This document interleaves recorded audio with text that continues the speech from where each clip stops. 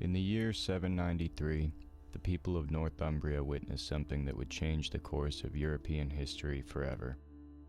From across the northern sea came ships carrying men unlike any the Anglo-Saxons had ever encountered before. They arrived suddenly, struck quickly, and disappeared back into the darkness of the sea. Their target was not a fortress, it was not a royal palace, it was not a city. It was Lindisfarne, one of England's most revered holy sites. To the people who witnessed it, this wasn't just a raid, it was a sign that the world they knew was changing. This was the arrival of the Viking Age.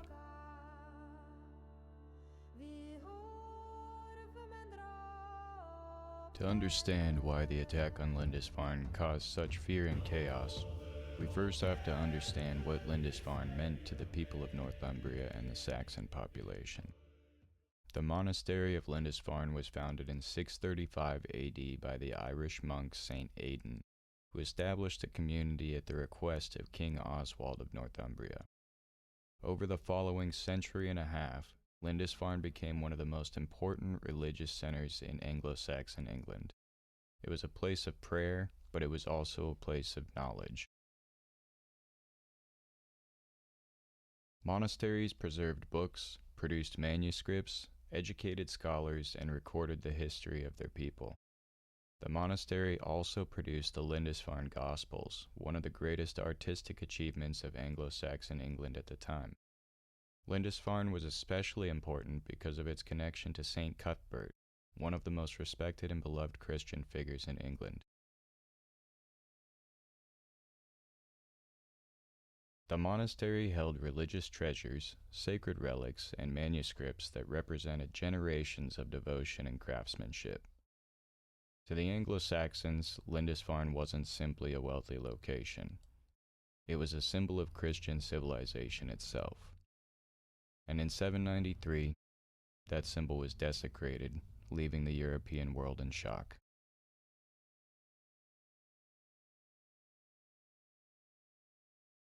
Today, when people hear the word Viking, they often have images in their head of warriors carrying oversized axes and wearing horned helmets. But this couldn't be further from the truth. The people we call Vikings were the Norsemen or Northmen who lived throughout Scandinavia. Most Norse people were not raiders. They were farmers, fishermen, hunters, craftsmen, traders, and sailors. They grew crops, raised livestock, built homes, created tools, and traded goods across incredible distances. The word Viking, or, apologies for my pronunciation, Vikinger, referred more specifically to those who went on overseas expeditions, often raiding. A person could spend most of their life as a farmer and still join a Viking expedition if they wished to. The Viking Age was not incited by an entire population suddenly becoming warriors. It developed from a resilient society that already possessed the skills, technology, and ambition to travel to unknown lands. The greatest advantage alone that the Norse possessed was their longship. The Viking longship was one of the most advanced naval designs of the medieval world. Built using a technique called clinker construction, where overlapping wooden planks created a strong but flexible hull, these ships were capable of surviving the open ocean while remaining light enough to navigate shallow waters. This combination made them incredibly versatile. A Viking ship could cross the North Sea, travel along coastlines, traverse rivers, and land directly on beaches. Unlike larger ships that required deep harbors, Viking vessels could appear almost anywhere, even where they were least expected. This allowed Norse raiders to strike quickly, take advantage of surprise, and retreat before local armies could even respond. But their greatest achievement was not simply building ships, it was learning how to navigate. Without GPS or modern instruments, Norse sailors relied on generations of lineal knowledge. They used the position of the sun and the stars, ocean currents, wind patterns, waves, and natural signs such as birds and weather changes. They were experienced explorers who carefully navigated and understood the seas around them. The first major record of a Viking raid in Western Europe comes from the Lindisfarne attack, referenced in the Anglo-Saxon Chronicle. The entry for the year 793 describes terrifying events before the attack. Quote, "Fierce foreboding omens came over the land of the Northumbrians and miserably frightened the people. There were excessive whirlwinds and flashes of lightning, and fiery dragons were seen flying in the air." Quote. The Anglo-Saxons lived in a deeply religious world. Natural events and tragedies were often understood as signs from God or attributed religious explanations. The chronicle continues, quote, "These signs were followed by a great famine, and shortly after these, in the same year, on the 6th day before the Ides of January, the havoc of heathen men miserably destroyed God's church in Lindisfarne Island." Quote.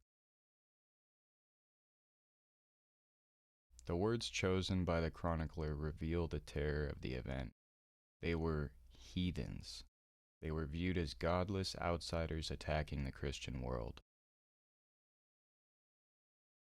The monastery was plundered, the monks who lived there were mostly killed or captured, and sacred objects were stolen.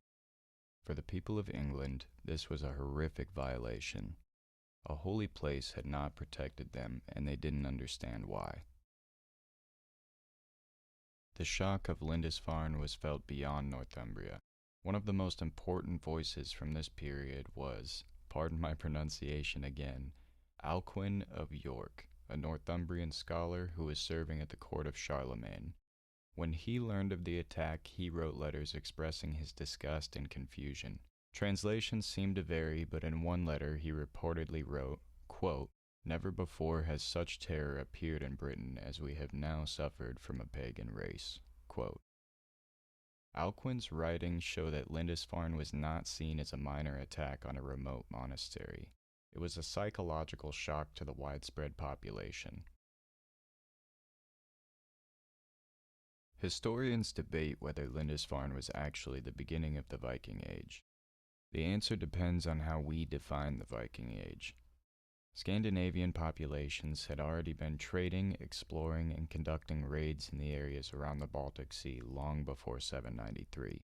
But to much of Western Europe, Lindisfarne indicated the moment everything was forever changed. It was the first major recorded Viking attack in the Christian kingdoms of the West. It was the moment Europe realized that a new power had arrived from across the sea.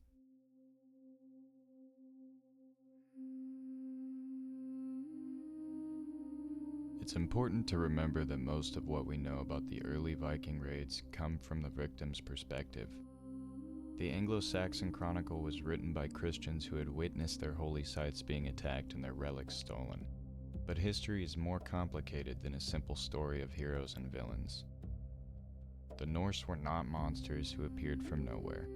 They were a society of farmers, explorers, traders, craftsmen, and warriors who changed the course of history in their favor. Their ships carried them across oceans, their settlements reshaped nations, and their influence can still be seen today. The raid on Lindisfarne did not destroy Europe, but it announced that Europe was entering a new age, the Viking Age.